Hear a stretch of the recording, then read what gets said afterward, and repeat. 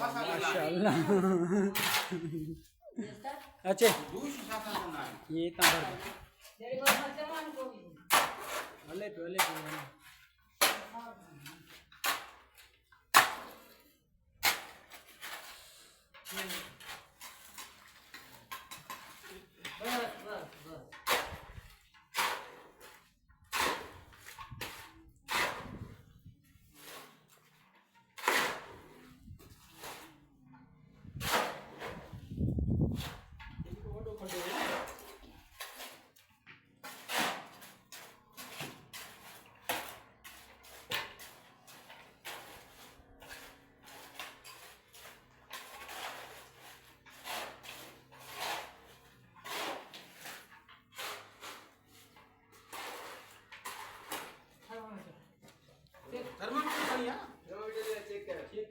Okay अब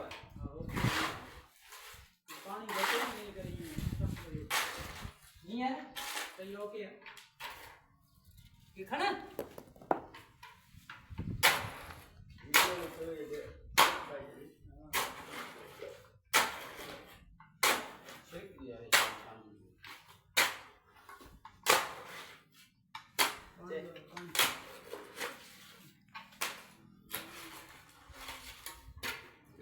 चंगी तरह पानी लाओ पानी चंगी तरह बस बस ठीक है।